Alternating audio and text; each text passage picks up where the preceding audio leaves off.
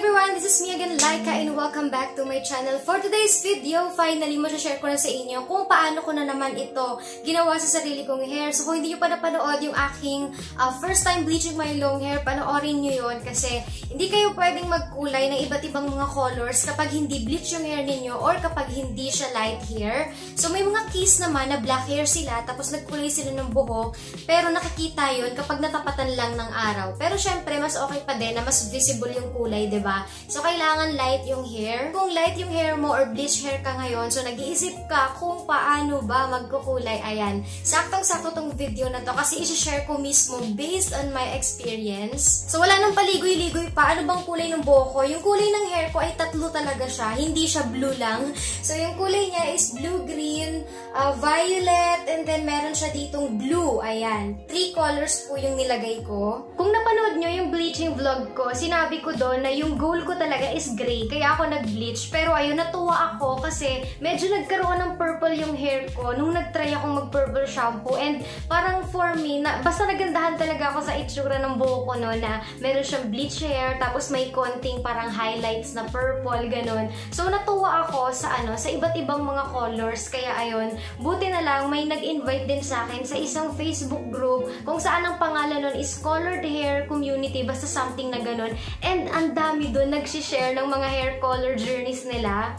So, doon ako sobrang na-inspire talaga na grabe, may red, may green, kung ano-ano. Tapos, ayun, since meron akong Cellowax na blue and violet, tapos si mama, nagbebenta din siya ng organic dye, which is yung nilagay ko din dito. Ito siya, grunge steel, itong blue-green na to, kay mama yan. So, yung violet and blue ko, yun yung Cellowax. And ayun, super perfect kasi, diba, blue, green, violet, and blue, parang ang perfect nila na i-combine. So, na-imagine ko lang kung anong itsura niya sa hair ko. Kaya ayun, yun talaga yung ginawa ko sa buhok ko. 3 kulay siya. And kung paano ko siya ginawa, magpapakita ako mamaya ng video kasi na-videohan ko naman siya. Anyway, syempre, bago ko ipakita yun, gusto ko munang explain ko ano yung mga ginamit ko. So, yung ginamit ko is 2 Cellowax nga, blue and violet. And then, crowned hair dye na organic, which is grunge steel yung color niya. 3 yun. And then, nagdagdag ako ng Keratin Gold Plus. Yun yung pinang-dilute ko sa kanila kasi sobrang tapang ng isang sachet na pangkulay talaga. So, kailangan dinidilute sila ng tubig or kahit conditioner ganon para hindi siya maging ganun ka-vibrant talaga.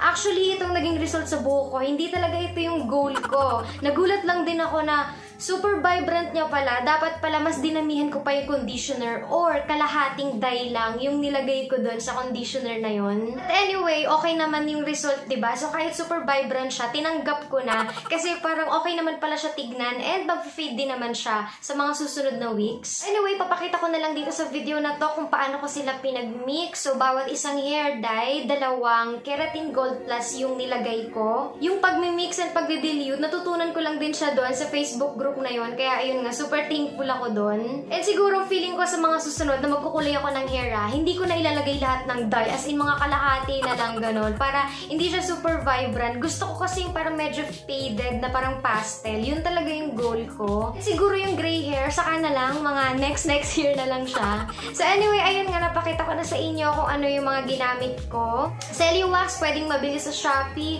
And yung hair dye naman na crown, pwedeng mabili kay mama. Kasi nagbebenta si mama nun, kumuha lang ako. Si Sun Cellowax, super mura na lang yan sa Shopee Parang 28, 38, ganun na lang yung mga price niya. So bago kayo magkulay ng hair, make sure na medyo nakapag-research kayo about sa product na gagamitin nyo. Kasi baka kung anong mangyari sa hair nyo, baka magkaroon ng damage or what. Kasi nakita ko din sa Facebook group na yon na si Cellowax, meron siyang isang ingredient na nagkukos ng pagkaka-frizziness ng hair o pagkaka-dry niya. Kaya mamaya sasabihin ko kung ano yung ginawa ko sa hair ko after ko siyang makulayan. Ipa-flash ko na lang sa screen kung paano ko siya ginawa. So, syempre, kailangan may gloves tayo dyan kasi super makulay siya. Hindi pwedeng wala kayong gloves. Baka maging kulay violet yung buong kamay nyo at palad. So, next, yung ginawa ko is hinati ko yung hair ko. Bale, nagtali lang ako sa may upper part. Tapos yung ilalim, hinati ko siya ulit sa 2 naman, left and right. Tapos yung mismong application ko ng hair dye is alternate siya. Kumuha ako ng parang small amount ng hair ko and then kumuha ako ng pangkulay.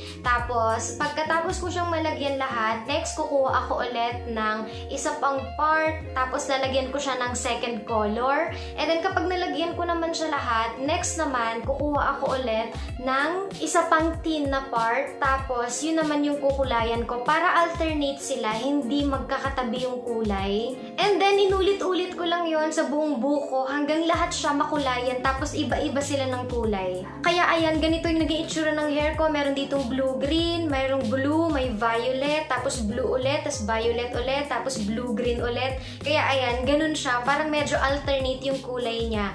And gusto ko lang idagdag na kung ano yung kinulay ko dito sa kanan, ganun na ganun sa kaliwa. As in, parang ano lang sila, parang kambal yung pagkakulay ko sa kanila. Hindi ako nagkulay. For example, dito violet, diba? Tapos dito blue, hindi. Ayan, kaya kitang-kita nyo na parang halos pareha sila ng pagkakakulay. So anyway, after ko siyang malagyan lahat, naglagay ako ng plastic sa ulo ko para pa-cover siya. And then, nag-wait ako ng 1 hour. So 1 hour yung parang pinaka-prepared time kapag hair dye. And then, after 1 hour, pwede mo na siyang i-rinse ng bongga. So, yung pag-rinse sa kanya, dapat cold water. And then, dapat talagang rinse na rin siya, ganun. Kasi, merong tinatawag na pagbi-bleed. Yun yung tuyo na siya, diba? Pero yung kulay dumidikit pa sa kung saan madikitan mo, sa damit mo, sa pader, didikit yung kulay, ganun. So, para medyo mabawasan yung pagbi-bleed ng color, kailangan, sa unang pag-rinse mo sa kanya, after mo magkulay, dapat talagang bonggang-bonggang pag-rinse yung ginawa mo.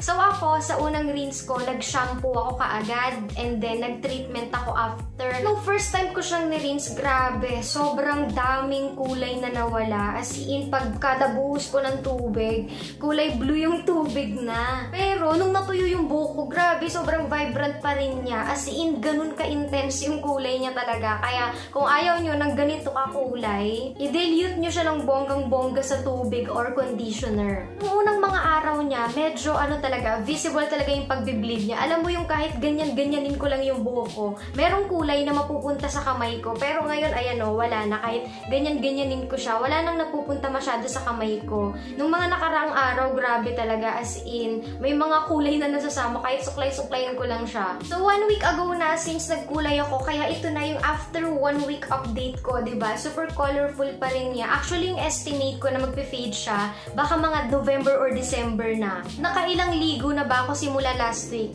Siguro mga naka 4 or 5 times na akong basa ng hair ko. Grabe, ayan. As in, kung gano'n siya ka-colorful or ka-vibrant nung day 1, gano'n na gano'n pa din ngayon.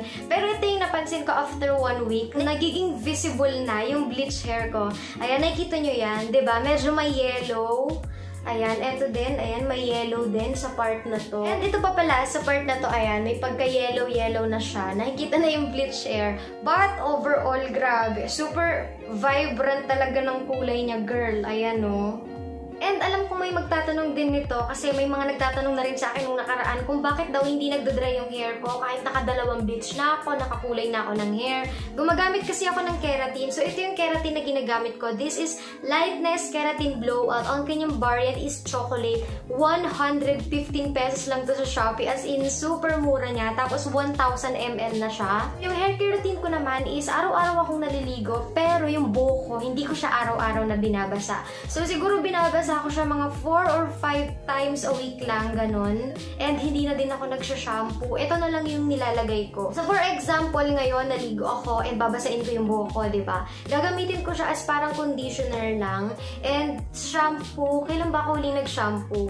So yung huling shampoo ko is yun na, yung nirinse ko nga siya para medyo mabawasan yung pag-bleed niya sa mga susunod na araw. May nakita din ako sa group na yon na kapag gumamit ka doon ng Cellowax, yung buhok mo is parang magkakaroon siya ng silicone something na ganun. Basta ayon. And ang dapat mong gawin para mawala yun is shampoo ka ng buhok mo. Pero ang gagamitin mo is dishwashing liquid. Joy! Ayun. Sinampoo ko yun sa buhok ko.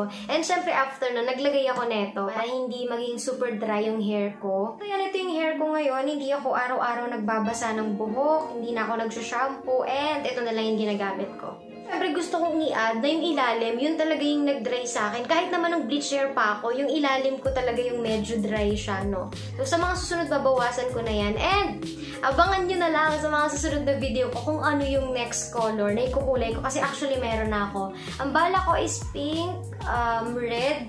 Ano pa ba yung gusto ko? Green. Parang di pa ako nag-green. Although medyo green naman to. Pero gusto ko rin talagang mag-green. Ano pa ba? Basta ang dami kong balak. Gusto ko din mag-unicorn hair. As in, ang dami ko nang gustong mangyari sa buhok ko. Ganon. Anyway, that's all for today's video. Feeling ko medyo mabilis lang tong video na to. Pero I hope na nakatulong sa inyo. And kung nakatulong sa inyo at may natutunan kayo, please don't forget to subscribe sa mga hindi pa nakaka-subscribe. And hit the notification bell para mag-i-updated kayo sa mga next videos ko. Please support me also sa aking Shopee live stream every Tuesday to Saturday, 7 PM to 8 PM. Ayan. Thank you so much guys for watching. See you on my next vlogs. Bye!